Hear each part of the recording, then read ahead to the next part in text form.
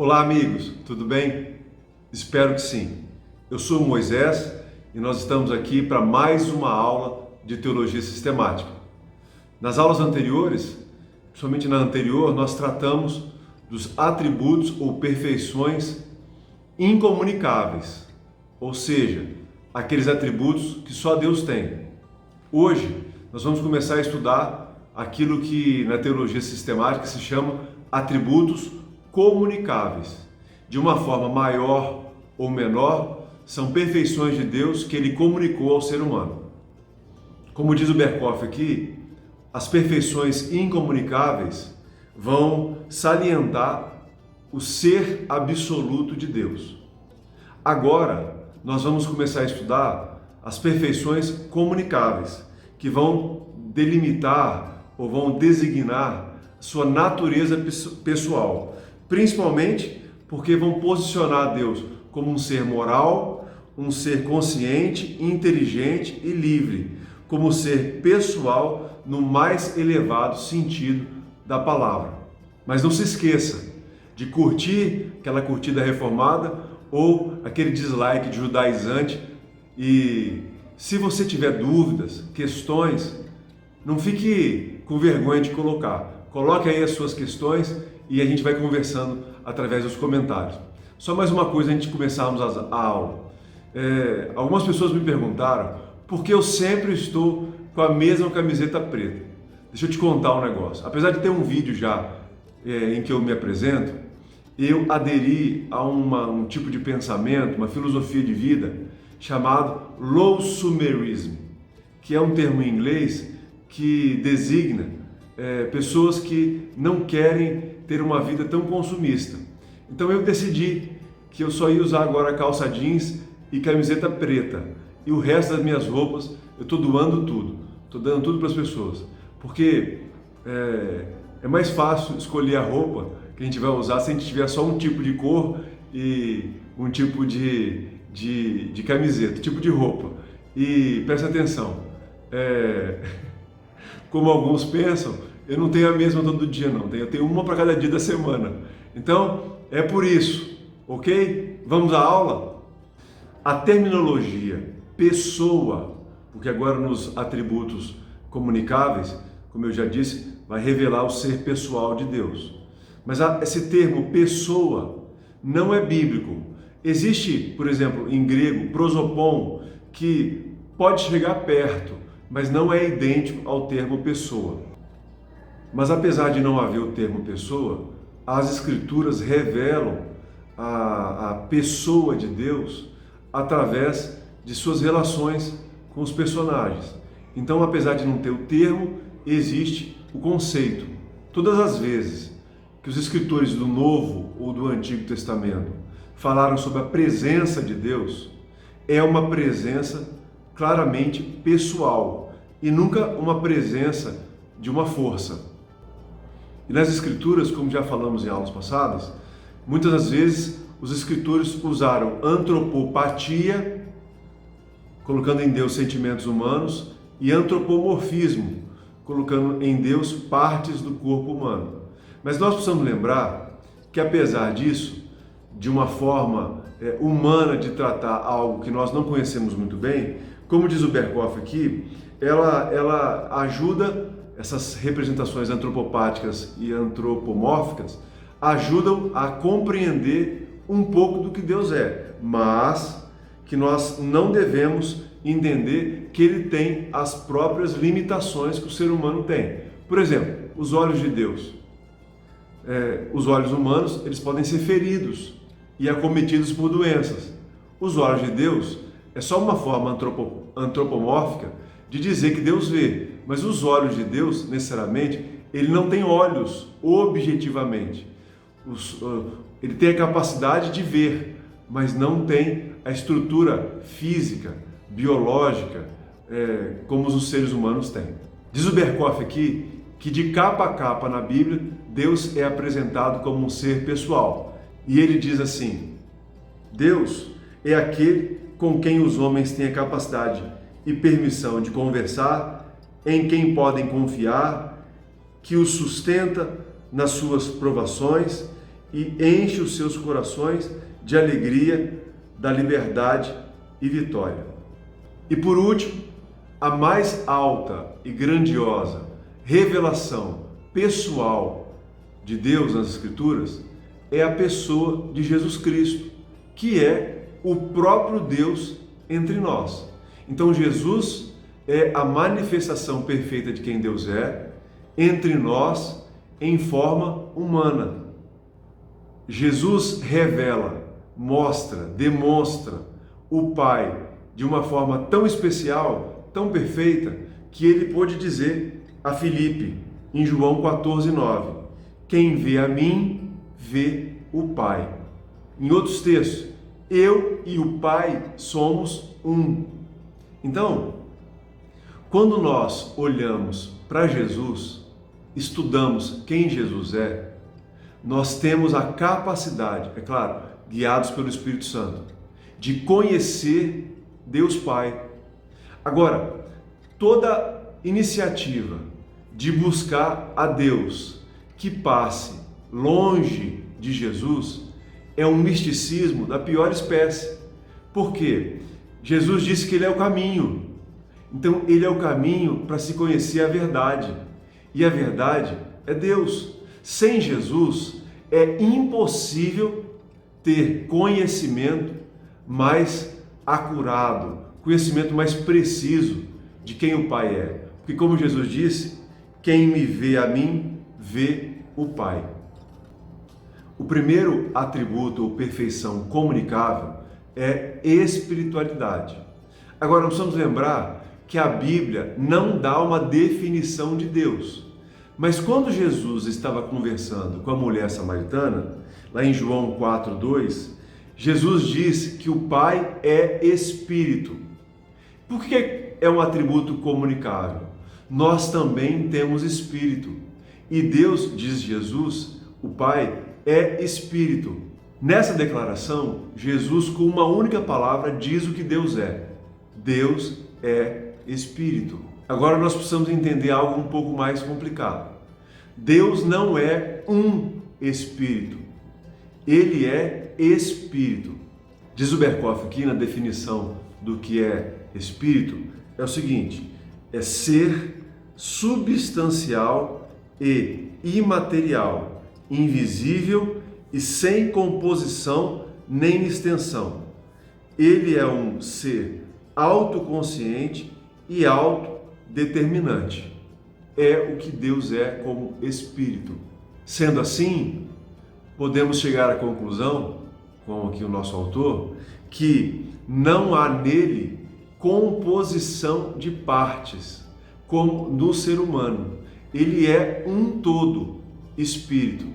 E nas Escrituras, nós temos, por exemplo, Paulo falando em 1 Timóteo 1,17, que ele é Rei eterno, imortal e invisível. São características dele como Espírito. Também temos aqui em 1 Timóteo 6, 15 e 16, Paulo dizendo assim, o Rei dos Reis e Senhor dos Senhores, o único que possui imortalidade, que habita em luz inacessível, a quem o homem jamais viu, nem é capaz de ver. A ele honra e poder eterno. Amém. Esse texto é muito lindo.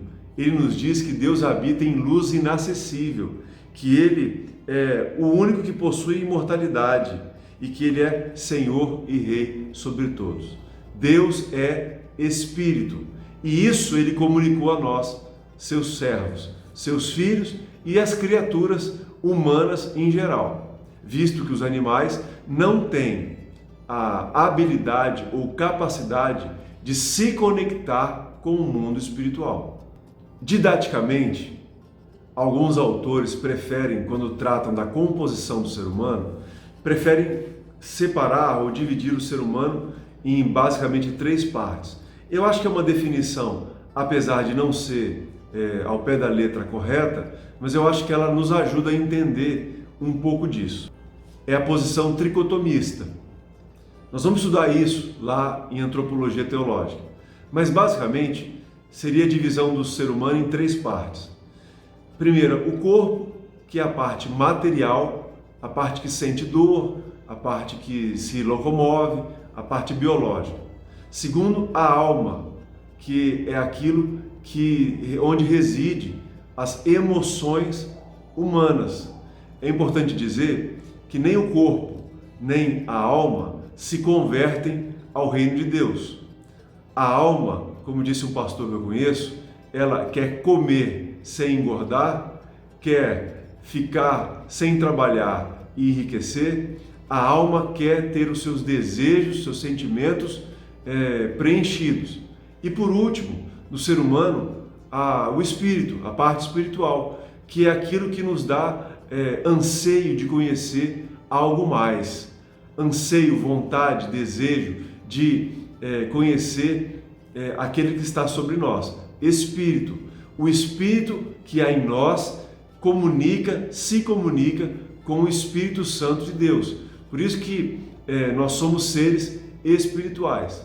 Eu prefiro a divisão do ser humano como dicotomia, parte física e parte imaterial. Mas eu acho que vale a pena tratar de tricotomia, falar de tricotomia, porque é uma forma pedagógica de se explicar. Até porque é impossível separar a alma de espírito, é a parte material. Já na dicotomia, nós somos um ser só, apesar de que quando morrermos, isso é separado, obviamente, como resultado do pecado no mundo, a morte. Agora vamos para um outro bloco de atributos comunicáveis, que são os atributos intelectuais. Nesses, nós vamos tratar de conhecimento e sabedoria divina. Agora, precisamos lembrar que nas Escrituras, as Escrituras elas definem Deus como luz. Então temos que entender que, do ponto de vista intelectual, Deus é a mente mais poderosa que existe no universo. Ou seja, quando falamos mais, sempre parece que existiria um pouco mais para ser. Deus é a mente do universo, ou seja, Ele é perfeito em sua vida intelectual. O Berkhof começa com a definição do conhecimento de Deus assim: é a perfeição de Deus pela qual Ele, de maneira inteiramente única, conhece-se a si próprio e a todas as coisas possíveis e reais num só ato eterno e simples. A natureza desse conhecimento de Deus é aquilo que o Berkhof chama de arquétipo. Não é um conhecimento obtido de fora, é um conhecimento anterior. Dizer que Deus conhece o universo como ele existe em sua própria ideia anterior à sua existência, como realidade finita no tempo e no espaço. Nós conhecemos tudo que é possível conhecer de fora, como o nosso próprio conhecimento. E o Berkhof ainda diz que sobre o conhecimento de Deus, a natureza dele, ele é um conhecimento absoluto, inato, imediato, e ele é simultâneo. Ou seja, o conhecimento de Deus não é sucessivo como o nosso conhecimento, que vai juntando um degrau acima do outro, um tijolo acima do outro. O conhecimento não é sucessivo, é simultâneo, de modo que ele vê as coisas de uma vez em toda a sua totalidade e não fragmentado uma após a outra. É completo e plenamente indistintivo. Quanto à extensão do conhecimento de Deus, nós precisamos dizer que ele não é só perfeito em relação à natureza, mas também em relação à abrangência. É chamado, assim, conhecimento de onisciência, porque é absolutamente compreensível. Olha o que o Berkhof diz sobre onisciência. Deus se conhece a si próprio e em si próprio todas as coisas que dele provêm, conhecimento interno. Ele conhece todas as coisas como realmente se dão, passadas, presentes e futuras, e as conhece em suas reais relações. Ele conhece a essência oculta das coisas, em que o conhecimento do homem não pode penetrar. Ele não vê como vê o homem, que só observa as manifestações externas da vida, mas penetra as profundezas do coração humano. Nas Escrituras, isso às vezes aparece, por exemplo, lá quando Samuel vai escolher e vai ungir um próximo rei, Deus diz que ele é diferente dos homens, porque ele é perfeito em conhecimento, porque os homens observam a aparência, mas ele sabe do interior do coração. Por isso que não escolheu os irmãos maiores e mais fortes, mas escolheu Davi, que era o filho menor, mais fraco e mais desprezado. Deus não olha a aparência, Deus conhece o coração. Também a Bíblia fala muito que Deus conhece o caminho ou os caminhos dos homens. Como a nossa história ela é sucessiva de momentos, nós vamos nos conhecendo a partir dessa sucessão do tempo, de eventos. Deus não. Deus nos olha e conhece o nosso caminho todo. Por isso que Deus sabe quem você é, infância, hoje e maturidade, como um ser único. Ele vê aquilo por inteiro. Por isso que Deus nos conhece completamente. Agora, já indo para o final da nossa aula, nós precisamos conversar sobre a presciência de Deus. Ou seja, qual é a ciência de Deus, o conhecimento de Deus em relação às livres ações humanas e os eventos condicionais. Eu, pessoalmente, não acredito no termo livre-arbítrio. Eu entendo que a única fase da história humana em que o ser humano tinha livre-arbítrio, ou seja, a real capacidade livre de escolha, foi no tempo do Éden. Na sua liberdade de escolha, Deus colocou duas árvores muito especiais no jardim. A primeira é a que o ser humano decidiu não escolher, a árvore da vida. A segunda, a árvore do conhecimento do bem e do mal. Se você voltar lá em Gênesis 3, você vai ver uma conversa da serpente com Adão e com Eva. Não, mas Adão não estava, a conversa foi só com Eva. Não, se você olhar bem em traduções mais fiéis, você vai ver que Adão estava com Eva, só não falou nada, ele presenciou aquilo. Então Eva foi enganada, foi induzida pela serpente e o ser humano, em sua livre escolha, decidiu conhecer ou tomar da árvore do conhecimento do bem e do mal, mesmo tendo sido avisado que se comessem daquela árvore, eles iam morrer, estariam escolhendo pela morte. O único período em que o ser humano não de fato tinha livre-arbítrio é esse. Por quê? Porque ele não era contaminado pelo pecado. Depois da queda, toda a história humana é permeada por um desejo incontrolável no ser humano, que é o desejo de suprir, de abastecer, de fazer com que suas necessidades individuais, pessoais, sejam supridas. Ou seja, o ser humano é um ser que busca prazer em qualquer circunstância e situação. E prazer completamente descontrolado. Sendo assim, muitas vezes extrapola o desejo de ter prazer e as Escrituras mostram que o ser humano erra o alvo, ele peca, porque nessa busca de prazer, de ter suas necessidades pessoais supridas, o ser humano ele desagrada Deus como um ser santo. Sendo assim, depois da queda, nenhum de nós tem mais a capacidade de escolher nada. Nós só escolhemos enviesados para o lado do pecado. Mas, como Deus é bom, Deus fez um plano de redenção para o ser humano.